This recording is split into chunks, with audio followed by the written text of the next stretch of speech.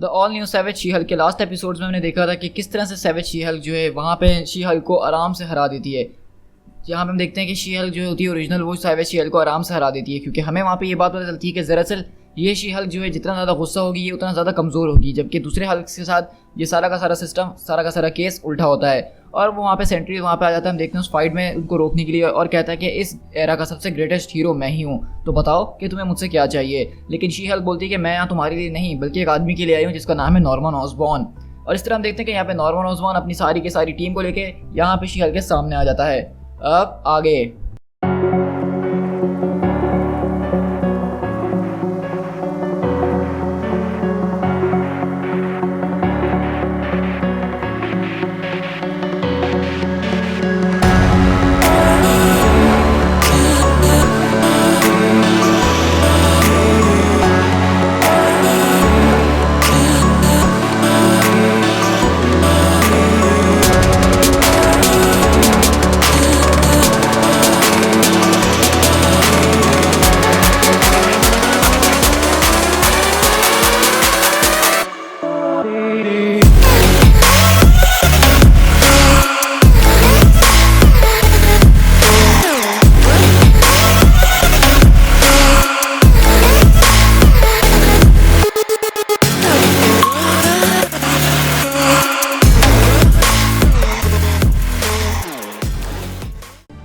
तो आगे हम शिफ्ट होते हैं ऑसबॉर्न के पास, जो कि बोलता है कि नोवार इस इंटरडायमेंशनल ट्रांसपर्सन को मेरे लिए सबड्यू करो फौरन।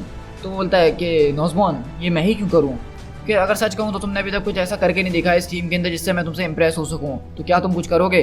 तो बोलता है कि हाँ, इस बारे में मैं ज़रूर कुछ ना कुछ कर सकता हूँ। और बोलता है कि इस बारे में तो मैं काफ़ी टाइम से देख रहा था, ये पॉकेट बैटलफील्ड डायमेंशन है जो कि मेरे अंदर रखी गई है।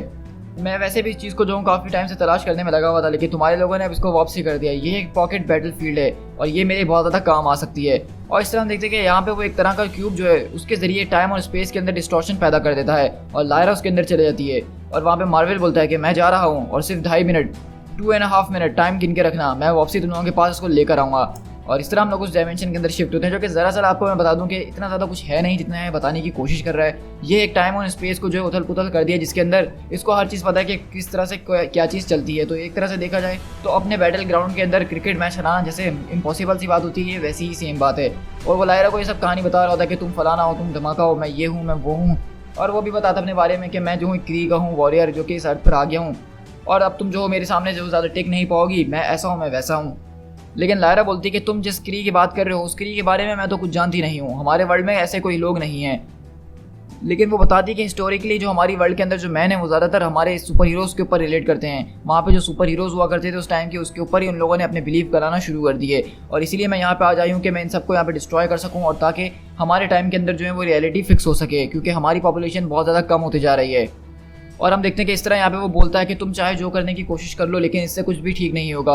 मैं तुम्हें सिंपल करके समझाता हूँ, अगर तुम ऑसबॉर्न को हमारी इस टाइमलाइन में मार देती हो तो इससे तुम्हारे फ्यूचर के अंदर एक छोटी सी भी चीज़ नहीं चेंज होने वाली, बल्कि तुम इस तरह से जो एक ऑल्टरनेट रियलिटी क्रिएट कर दोगी जहाँ पे इसका असर होगा, लेकिन तुम्हारी अपनी रियलिटी वो वैसी की वैसी रहेगी। तो मेरी मानो तो ऑसबॉर्न को मारने का कोई फ़ायदा नहीं है, और वैसे भी ऑसबॉर्न इस वक्त मेरी प्रोटेक्शन के अंदर है और मुझे नहीं लगता कि तुम उसको छू भी सकती हो। और इस तरह हम देखते हैं कि नोवार उसके ऊपर वहाँ अटैक करता है, लेकिन लायरा जो है वो बहुत ज़बरदस्त तरीके से यहाँ पे सारे के सारे उसके अटैक से बचती है और उसके पास आ जाती है और बोलता है कि तुम ये कैसे कर सकती हो, ये पॉसिबल ही नहीं है, ये एनवायरनमेंट मेरा बनाया हुआ है। और वहाँ पे हम देखते हैं कि लायरा उसका हाथ तोड़ देती है, लेकिन वो बोलता है कि मेरा हाथ इतनी आसानी से टूटने नहीं वाला है, ये ट्रिपल जॉइंटेड है। और वो लायरा के मुंह पे किक मारता है और अपने ब्लेड के जरिए उसके ऊपर अटैक करने लगता है, लेकिन हम देखते हैं कि लायरा दोबारा उसका काउंटर अटैक करती है और उसके मुंह पे एक जोरदार लात मारती है।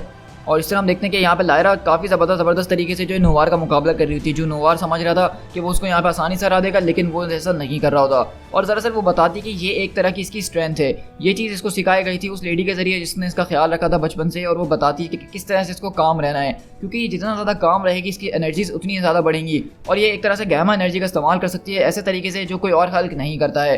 और इसीलिए ये इतना ज़्यादा यहाँ पे काम खड़ी हुई है ताकि इसको जो अपने दिमाग के जरिए हरा सके। और होता ऐसा ही है कि जब वो इतने काम रहती है तो वो इतनी ज़्यादा पावरफुल हो जाती है कि वो मार्वल बॉय के ऊपर ओवरकम करना शुरू कर देती है। और वहाँ पीछे खड़ा हुआ ऑसबॉर्न बोलता है कि अब इसको 5 मिनट हो चुके हैं, उसने 2.5 मिनट बोला था। डेकिन मेरे ख्याल से उस एलियन को बहुत टाइम लग रहा है, तुम्हें जाके चेक करना चाहिए कि क्या हो रहा है। और डेकिन इस तरह अपने क्लॉज निकालते हुए अंदर घुसता है और वो देख के हैरान रह जाता है कि यहाँ पे हो रहा है तो क्या हो रहा है। लेकिन हम देखते हैं कि यहाँ पे लायरा को दरअसल डेकिन नहीं बल्कि उसकी एक पुरानी दोस्त नजर आ रही होती है जिसको उसने बैटल के अंदर खो दिया था।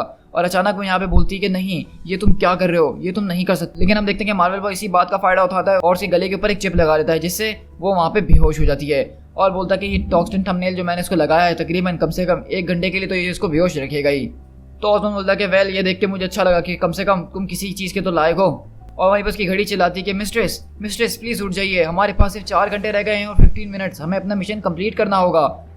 और वहाँ पे वो नोवार आता है उसके पास और बोलता है तो तुम एक किस्म की छोटी AI हो, ये तो तुम बिल्कुल मेरे AI जैसी प्लेक्स जैसी हो। तो वो बोलती है कि अपने गंदे हाथ मुझसे दूर करो डॉग। तो बोलता है कि लगता है कि तुम्हें कुछ तमीज़ सिखाने की ज़रूरत है।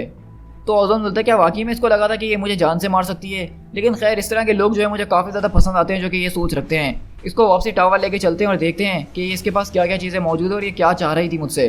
तो वहीं पे हम देखते हैं कि मिस मार्वल और जो है एरियस आके उसको उठा रहे होते हैं, लेकिन मिस मार्वल सुनती है कि वो कुछ कह रही होती है। तो ओसबॉर्न बोलता है कि वो क्या कह रही है। तो मिस मार्वल बोलती है कि ऐसा लग रहा है कि इसने किसी का नाम लिया है और ये कह रही है कि मैंने नैला को मार दिया। और इस तरह हम दोबारा अर्थ 8009 पे शिफ्ट होते हैं, जहाँ पे आपको याद होगा कि पीछे से इसके ऊपर अटैक करने के लिए एक औरत आ रही थी और दरअसल यही वो औरत है जिसके बारे में वो बात कर रही है, नैला। और वहीं पे हम देखते हैं कि वो उसके ऊपर अटैक करती है आके, तो वो चीज़ वहाँ पे गिर जाती है। तो नैला पूछती है क्या ये वही चीज़ है जिसकी हमें ज़रूरत है, जिसके ज़रिए हमारा क्रेडल ठीक हो सकता है, क्या तुमने उसको चुरा लिया है।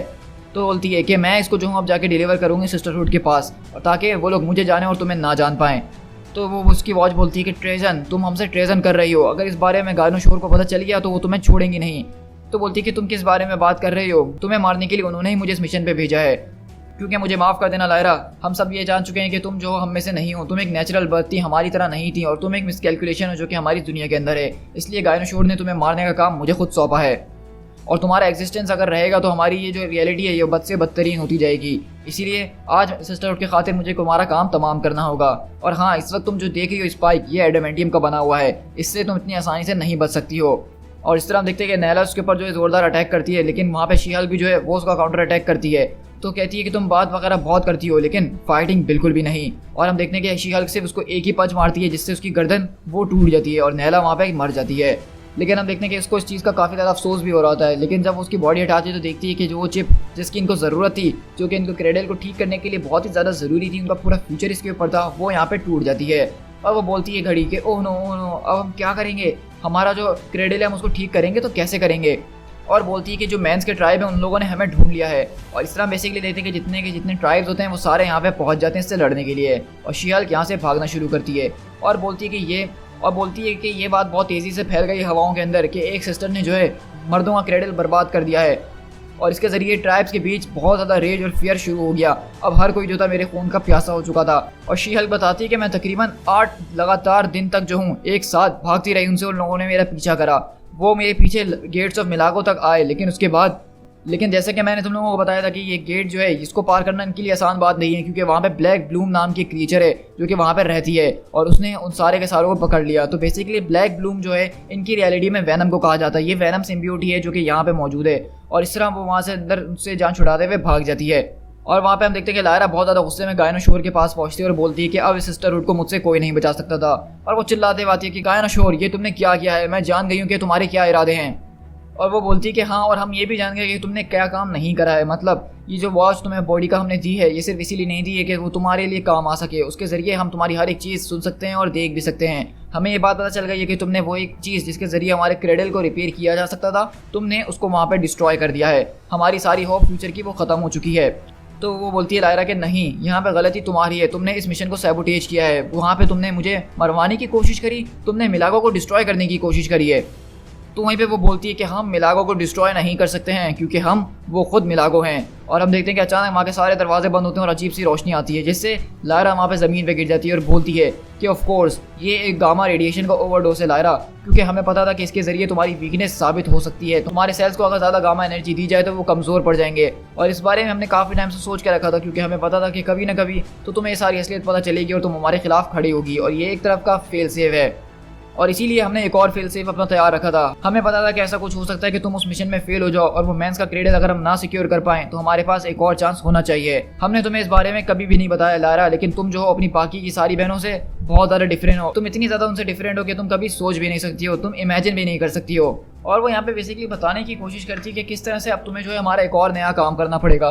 मतलब इस मशीन के जरिए जो है हमें फीटस चाहिए होते हैं, इंसानों और औरतों दोनों के ही। और इस तरह तुमने जो है यहाँ पे हमारा ये मिशन सेबोटाइज कर दिया। अगर वो हमें चीज़ मिल जाती मेंस के किले में से तो वो हमारे काम आ सकती थी, लेकिन अब तुम्हें जैसा कि पता है कि तुम बाकी सारी लड़कियों से अलग हो, तुम्हारी खुद माँ और बाप दोनों मौजूद हैं, जबकि यहाँ पे किसी के साथ ऐसा केस नहीं है। तो अब तुम्हें जो है वापसी पास्ट के अंदर जाना होगा, उस एरा के अंदर जहाँ से तुम उस आदमी के वो डीएनए लेकर आ सको हमारे लिए, जो कि हमारी आगे की जनरेशन बनाने के लिए ज़रूरी है।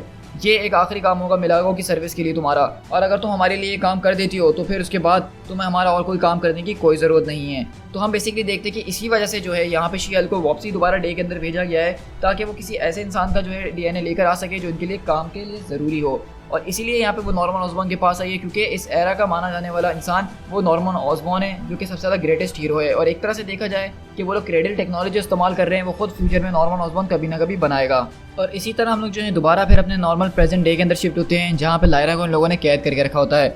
और बोलता है कि हेलो, मेरे ख्याल से तुम मुझे अब सुन सकती हो, और मुझे ये भी लगता है कि तुम मुझे मेरे बगैर आर्मर की भी पहचान लोगी, क्योंकि स्टार्क की तरह मैं हर वक्त अपना आर्मर पहन के रख नहीं सकता हूँ, मुझसे इसके अंदर दिन नहीं बिताए जाते हैं, इसलिए मैं इसको फ़ौरन उतार देता हूँ। और हाँ बिल्कुल, तुम सही पहचानी, मैं वही आदमी हूँ जिसको तुम यहाँ पे मारने के लिए आई थी। तो क्या तुम मुझे बताना चाहोगे या इससे पहले मैं तुम्हारे साथ टॉर्चर शुरू कर दूँ? लेकिन मैं चाहता हूँ कि तुम मेरी बात ना मानो और मैं तुम्हें टॉर्चर करूँ, क्योंकि तुमने मुझे बहुत सताया है। मैं चाहता हूँ कि तुम्हें आहिस्ता आहिस्ता मारूँ, बहुत आहिस्ता आहिस्ता, जिसमें ज़्यादा मज़ा आए मुझे। लेकिन इस सबसे पहले मैं चाहता हूँ कि तुम मुझे अपने बारे में कुछ ऐसा बताओ जिसके लिए मैं तुम्हारी बात सुन सकूँ और मुझे थोड़ा मज़ा आने लगे।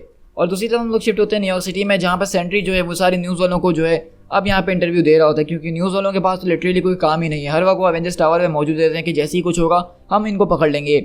और वो पूछते हैं कि आप बताइए कि आप न्यूयॉर्क में अभी जो अटैक हुआ है उसके बारे में क्या कहना चाहेंगे।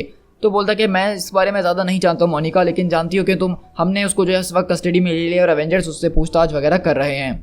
लेकिन जब तक हमारी कोई पूछताछ से सवाल के जवाब नहीं आ जाते, मैं तुम लोगों को कुछ भी प्रॉपर्ली नहीं बता सकता हूँ। और यहीं से हम लोग द हॉलो के अंदर शिफ्ट होते हैं, जो कि आर्मर का हेडक्वार्टर है। और वहाँ पे हम देखते हैं कि डायरेक्टर चार्ली होता है वो गुस्सा हो जाता है और बोलता है कि अब ये हैमर के लोग जो हैं हमारी चीज़ों के अपने हाथ में ले रहे हैं, कि मतलब अब तो हद हो चुकी है लिटरली। अब वो क्या हर चीज़ को अपने हाथ में लेगा, क्या हर चीज़ के ऊपर अपना हुक्म चलाएगा? ये मेरे ख्याल से ठीक नहीं हो रहा है।